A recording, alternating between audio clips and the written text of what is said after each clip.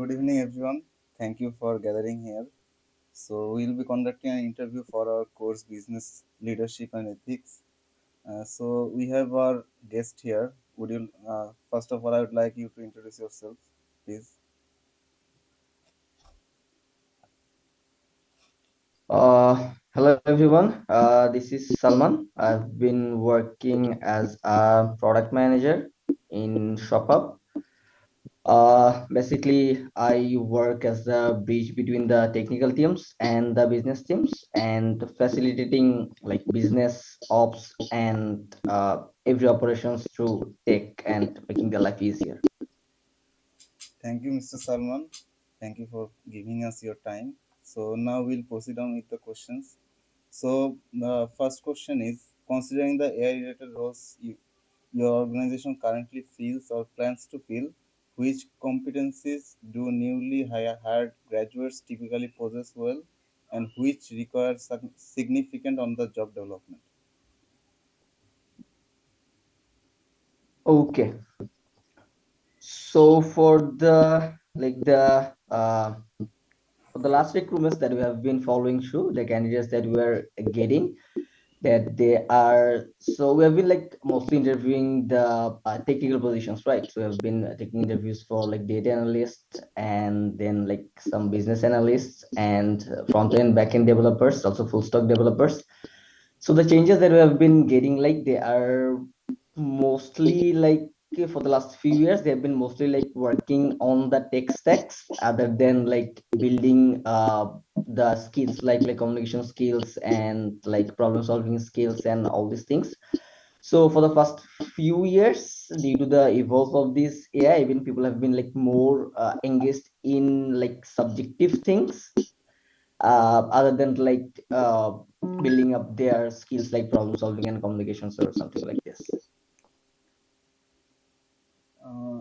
Uh, so the next question is, can you describe how your organization's workforce requirements have evolved over the past 2 or 3 years?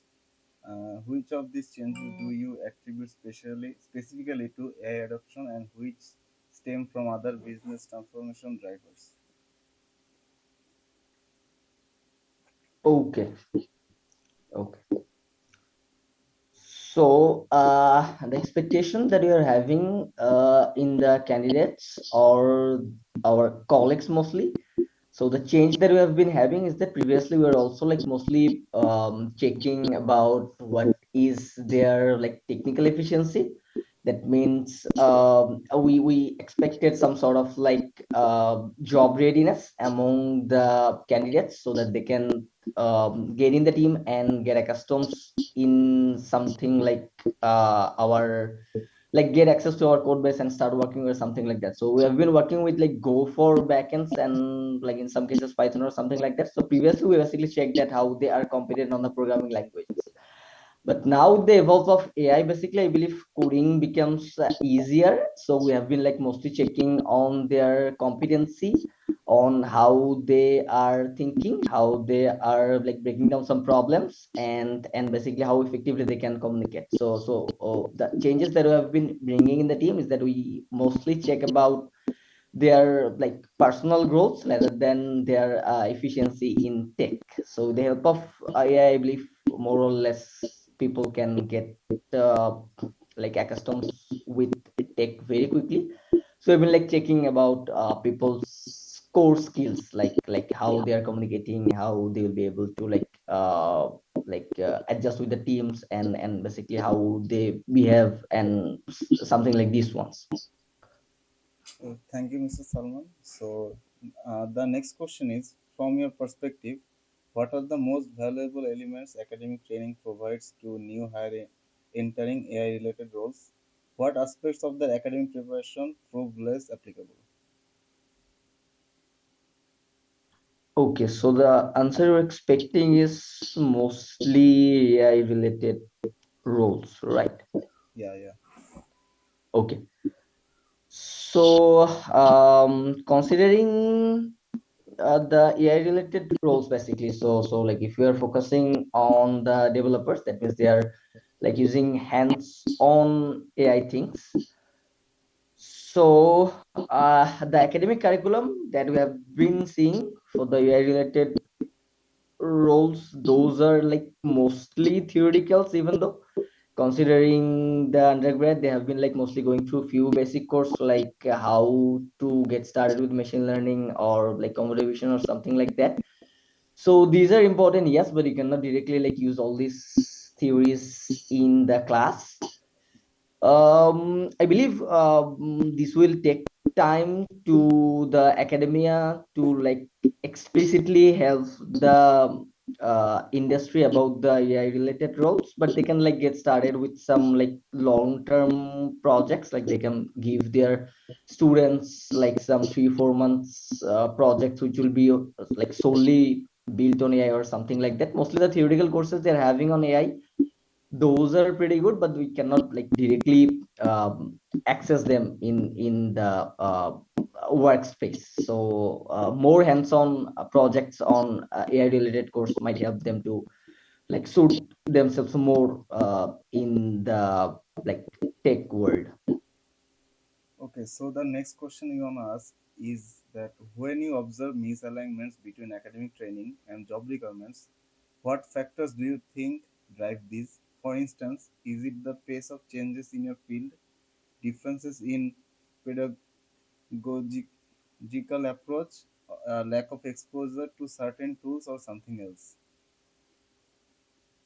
Okay, so it's basically never the like lack of exposure to certain tools, as because now everyone is like mostly comfortable to use any of the tools.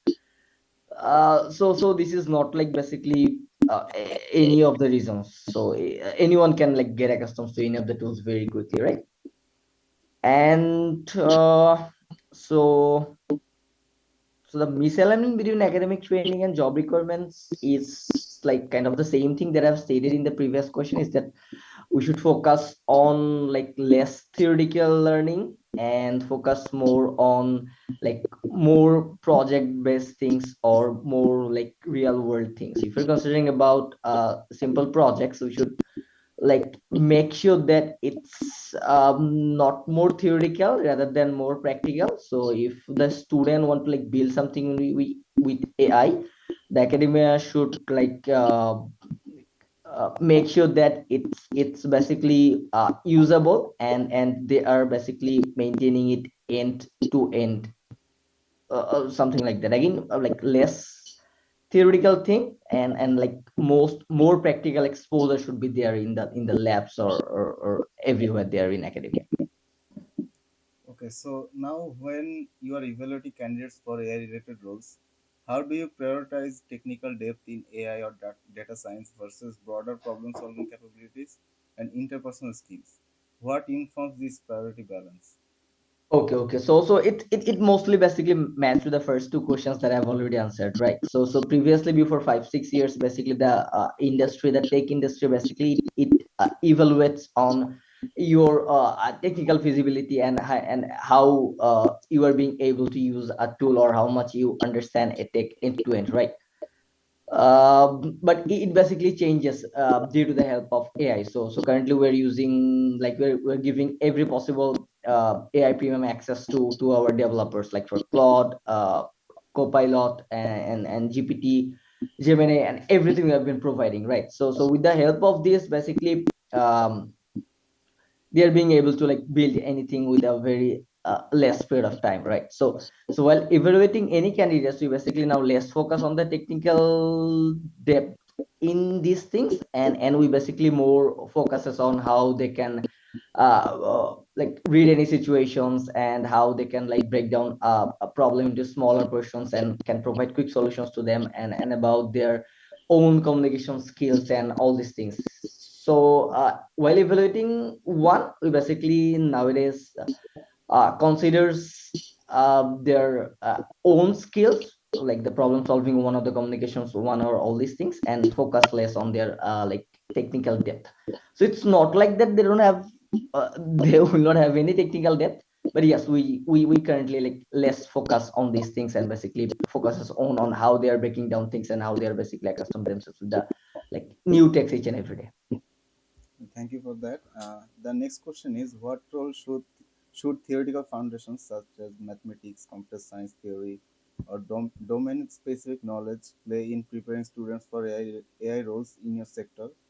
And what does this balance with hands-on experience and applied projects? Okay.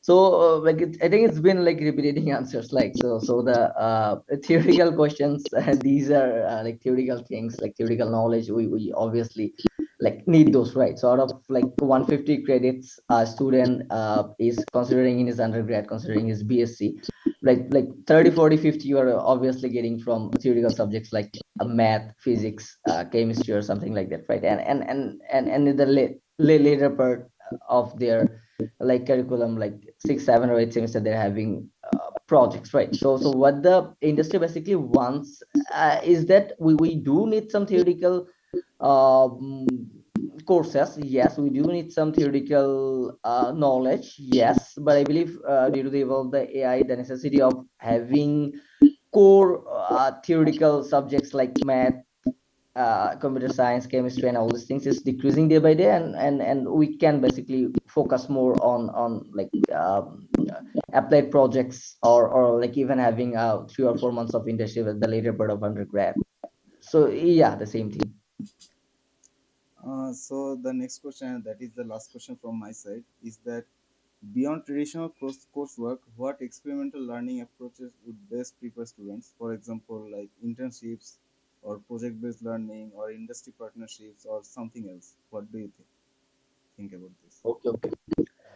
So I believe for the like most software engineering roles, and even a few of the CS courses, even like few of the universities are making internships like compulsory, like they are considering 18 work hours. Even in our company, few of the fourth year students are over there having like 3 months of internships or something like that, right? And what we have been seeing for the past 5 years basically, like so previously considering uh like before 2020, like few of the universities had this opportunity to have internship outside their campus, or like working in a company while having his undergrad degree. But I believe for the last 2, 3 years, these universities, especially the private ones, they are more focusing on this.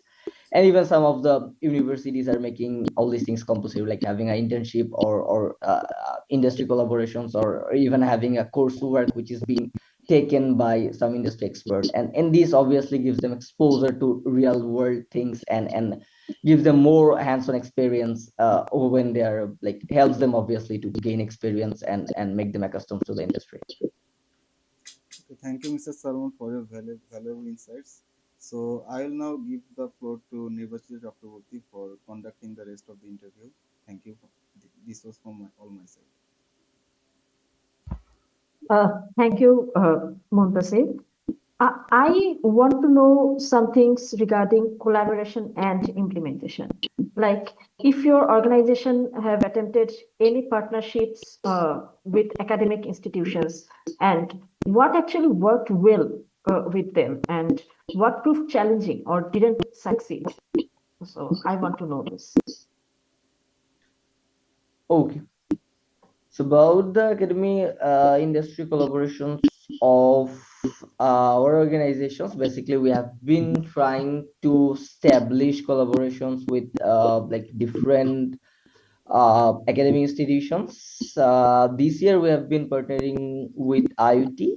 We partnered in their like career fest, and also like having some partnership in their few of the basically become sponsor in their debating competitions over there, right?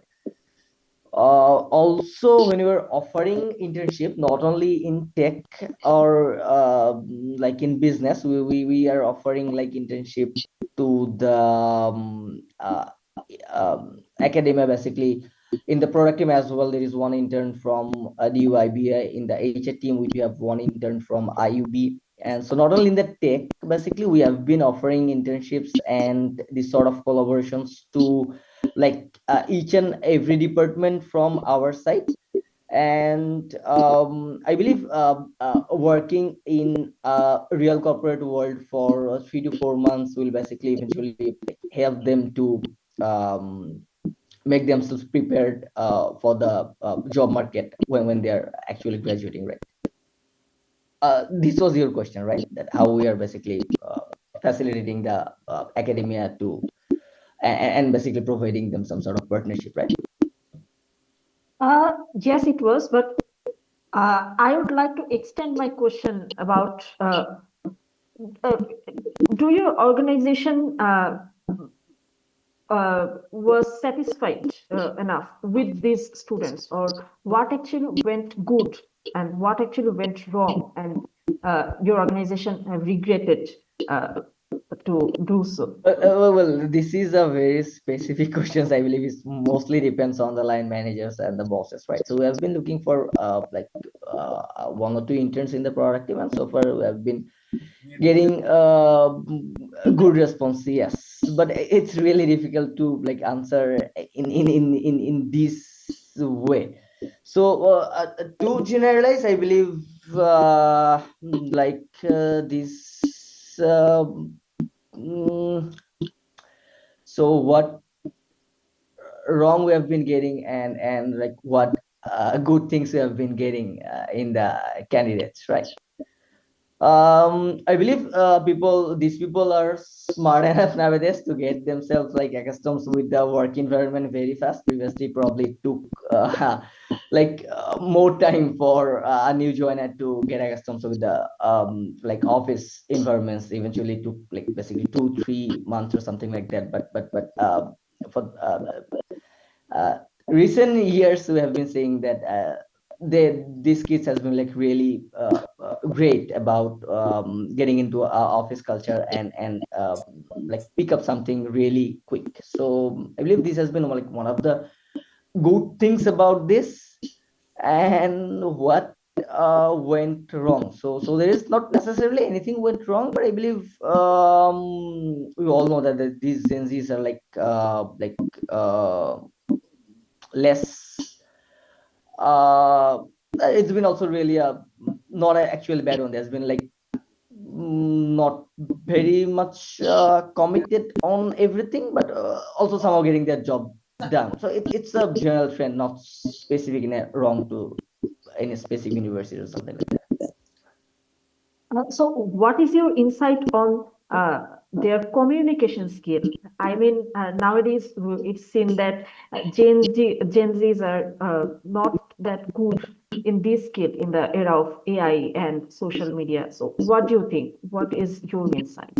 Okay, so it's been also like really dependent on how the managers or the mentors are handling the kid, right? So there have been a lot of training for the managers as well in the industry.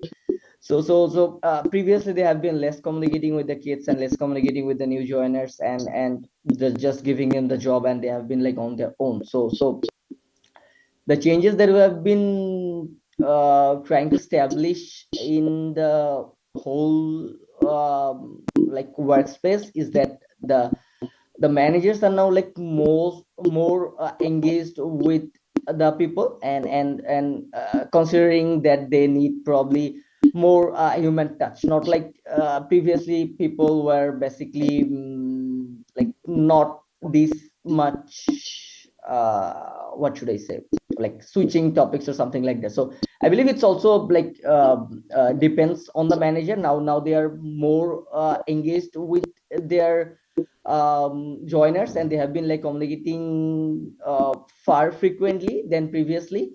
And also they have been like trying to show them empathy and trying to like handle them in like softer way.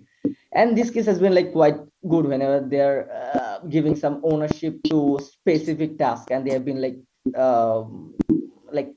good at taking ownerships and completing tasks on their own. And what issue that we can find is that they are not very much regular in reporting or something like that. They want to work on their own, but managers has been also taking care of this, like they have been on their own communicating more with these kids and making sure that there is nothing miscommunication being done in between them. So, I would like to know, have you engaged with universities for taking lectures, or have you got involved for designing the curriculums for the students? Do you? I don't really think that most of the universities are offering these sort of things to the tech experts. I believe there are a few of the universities in Bangladesh, like UIU is one of them, and they have been like offering few of the industry experts in their postgraduate programs, and they have been also taking help of, if we specifically talk about the PGD program of UIU, they have been like offering industry experts in the data team of few of the companies to even design the curriculums. But I don't really think that the public universities are mostly interested in this. So few of the private universities are showing some offers to few of the tech leaders, but I don't really think that the number is very high. So, you didn't got touched to this type of things, right? Not personally got too many offers to collaborate with the industry. Okay, so then I would like to know, suppose you were told to design an ideal mechanism for academia industry collaboration with on AI workforce preparation. So what would it look like? Like what resources, or what which level of commitment and governance structure would be necessary? What do you think? Can you please specify your question a bit more? It's been like you've been expecting a really elaborate answer, so can you specify what, your question? Like in what in which sites university should focus more, and if you were told to create a academic module on the basis of AI workforce preparation, what kind of things would you like to incorporate in the curriculum or collaborating with the universities? All right, just give me one moment. I think the I think it's been a while. The Zoom meeting is going to expire soon. Can you just join on the same meeting? I think for you, Yes.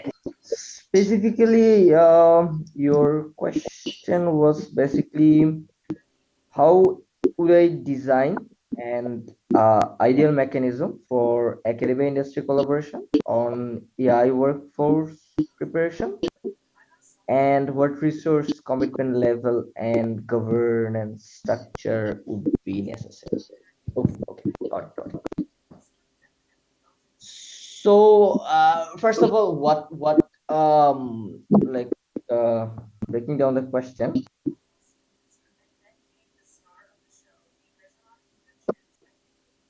Okay, okay.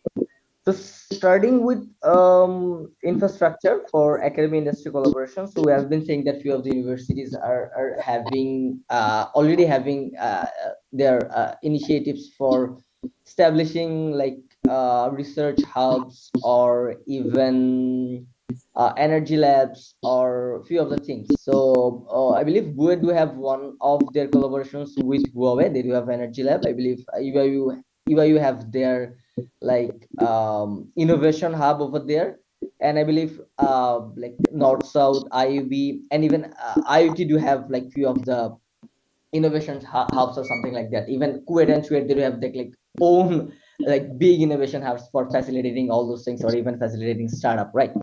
So what we can do on the top level, basically, if we really want to make the academic industry collaboration and success, is to really define a roadmap. Basically, what exactly is like our target. Basically, should be making the students more industry ready, giving them some hands-on experience, and making them more engaged rather than the theoretical understandings and all those things. So I believe creating the roadmap is really important. We should define the success metrics, what you really expect from the students. We should like engage really some top tier industry experts, and basically make sure that they're committing some part, and they're basically taking some part of the work hours on that, and making sure that as we do already have research hubs, or already have few innovation centers in few of the universities, even the government works, we should make sure that the startups are really basically relocating over there, and they are like hiring the students even part-time, or providing them to complete some sort of their like work academic credits over there. So defining proper roadmaps, identifying the proper plans, having proper infrastructure, and engaging industry leaders, and making students motivated to get engaged in the whole things. These will be all the things that I would like to do if I really have the chance to design this sort of thing. Do you think your organization should take part in this collaboration? Yes, it also depends on what. Yes. Obviously, each and every organizations and even startup like us would always like to extend our hand to this sort of like academic industry collaborations. Are you ready to invest time or expertise or funding or access to technologies to these interns or students? Okay, so it's been like 10 to 11 years since ShopUp has been working in this country, and I believe at this stage of like our company, we cannot extend this sort of funding like the one that Huawei has been providing, or the ones that Grameenphone, they do have their own academy, right? Grameenphone Academy. Or if we look about like the engagement that Unilever has been doing, or ACI, or even Berger, and these companies has been doing. So you cannot expect like this sort of thing from ShopUp or our organization at this moment. But yes, we have been facilitating academia by giving them placements. Even we do have one branch in Bangalore, and in our data team we have been like facilitating. We have been doing like campus recruitments in our data team, in our tech team. We have been constantly supporting the students by giving them placements, and also giving moving towards their campus and giving them some time. So yes, we have been doing this at this level. Okay, so the next question will be carried by Sifat. Here I conclude my point. Thank you. My first question will be, as a leader, how are you currently building AI capabilities within your workforce? Tell us about the specific initiatives like hiring, upskilling, hiring external expertise, or partnerships. Okay, so about building AI capabilities within our workforce. So mostly if we consider about our technical team or the development team that we do have in ShopUp, we have been uh, taking few of the initiatives for their upskilling. So honestly, few of the things like our CI/CD pipeline, our few of the SRE works, or even few of our testing cases we have been done. Like previously we have been doing all our QA things by manual QA for both front end and back end. Now we have been automating few of the things of back end testing through AI. This has been like reducing time a lot. And for upskilling, yes, for the past few years, probably 2 or 3 years, we have been constantly arranging in-house program for AI literacy. It's not only bounded about the tech team or the data team. We have been in general providing AI literacy to our business teams, our sales of teams, and even our HR teams to work efficiently and like get the advantage of AI as much as you can to reduce their work time and get things done easily. Imagine you could communicate directly with academic leadership at institutions about preparing students for industry. What would be your top priorities for them?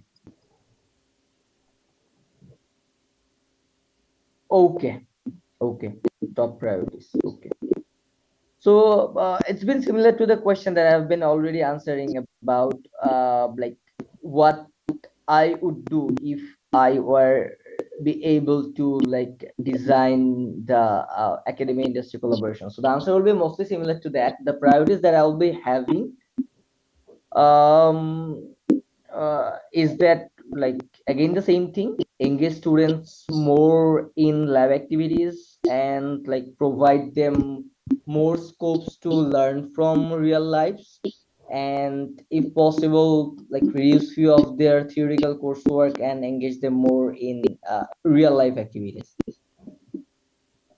What should be your suggestion for the students? What should they stop doing or start doing or continue doing? Okay, so continue doing the amazing pet projects that you have been doing. So start doing more and more like what, exploring the real world things. So while creating a project on your own, you should more focus on how people will be able to like engage on your project and how you'll be really able to benefit someone. So while you will be creating a project, you should really think about like solving like real world problem, right? You should actually solve like at least one problem, right? So whenever you're doing anything, make sure that it's not an existing one.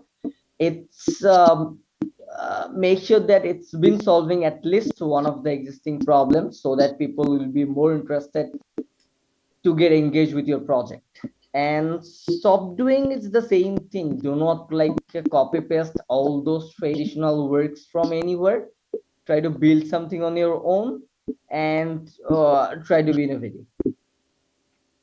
Beyond curriculum and skill training, what unique role can academia play in preparing society for an AI-enabled country? Yeah, enabled economy. For instance, should academia focus on ethics, policy, advocacy, public understanding, workforce planning, or other dimensions? All right. So due to the emerge of AI technology, I believe ethics and social norms has been more important than ever. Taking the help of AI, it's been really easy to like copy paste to someone or even use AI to some unethical word, right? So while using AI in anywhere, I believe people should be more concerned about how much access the AI is getting, and basically keeping the line between human and AI. And about AI enabled economy, I believe data has been more accessible to AI than ever. We should be really careful on what amount of data we should really feed to AI and what data we should really keep in-house. So ethics, proper policy making, maintaining social norms, and all these things should be more focused on academia, as we have been like relying more and more on AI and all these data related things. Now, Hosanillah Mamun will continue. We have some more questions left. Assalamu alaikum. Salman, yes, some more question left. This is the Yeah. last. We are on the last stage of our interview. So, from your conversation, we can say that Shopop is one of the most prominent farm in Bangladesh, and also it is on a industry 5, right? So my question is, what do you think? What part of your industry's impact on workers people don't understand well or misunderstanding. Uh, this can be based on this can be about your money. You can say about university, companies, government, or society in general. Uh, what do you think? Your industry's impact on workers that people don't understand well. Okay, okay, got it, got it. So, Industry 5.0 workforce implementation that you really think that are widely underestimated or misunderstood. All right, yeah, yeah. So I can give you one example of my like real life work experience. So for the past probably 6 months, we have been more focusing on using AI and using tech in our all those real life activities, right? So we have a very big sales of teams and very big like MS team for reporting, handling all these data related things, and using Excel to everywhere, and like manual reporting, right? So when you're basically trying to use some sort of automated reporting in few of the departments, especially in the operation departments for Redex and for Mocam, we have a very big operation department, like and on every day, especially in the morning, they have to do a lot of reporting, right?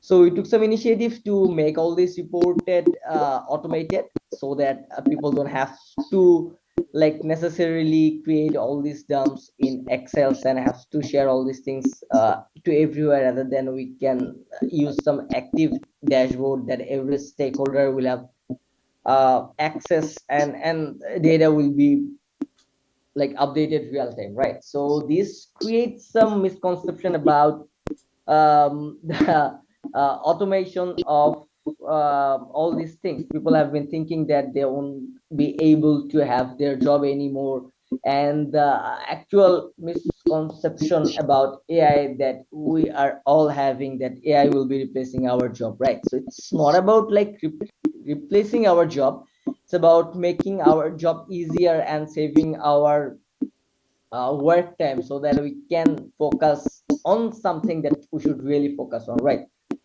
Considering one person from ops, if he's like spending 3 hours of time per day for creating excels and all these things, and if we are using AI and using like automated reporting and like save 3 hours of his work time, then he will be able to more engage on creating policies, making proper strategies, and getting more involved in some other works and plannings, right? So the common misconception or misunderstanding that we are having all over industry and also in academia is that AI will be replacing our job, right? So this thing we have to make everyone clear that AI is not basically replacing our job position. It's been like making some more dimension to our jobs, making our job easier and giving us more scope to get engaged to actual problem solving. So yeah, this thing. Okay, Salman, you are basically saying that we will not, there will be enough opportunities for jobs, Yes, but so we'll be having like more and more role rather than the traditional role, right? So few of our workload will be handled by AI, and we will be like more engaged on do actually what human should do, like more critical thinking, solving real life problems and all those things, rather than getting engaged in some boring works and some like dumping Excels and all those things. okay, then okay, AI will changes in our job roles, and also it will change our work environment, right? Exactly, exactly. So it will make our job easier. It will give us more time to think. It will give us more time to work on more business dimensions, and it will like help us in each and every aspect. Okay, Mr. Salman, this is our last question. Is there anything important we haven't discussed that you believe should be part of this conversation?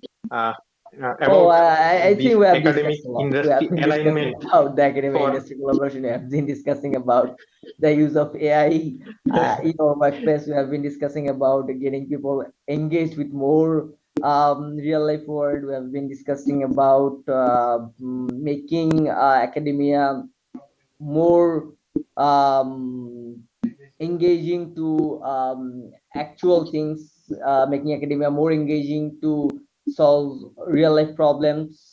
And I think we have discussed about this a lot.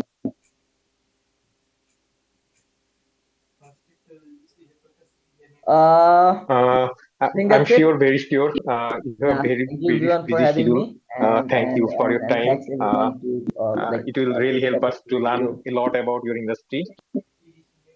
Yeah. Thanks a lot for having me, and thanks a lot for giving me the chance to like explain all those things and have the opportunity to interact with you all. Yeah, thank you. Thank you.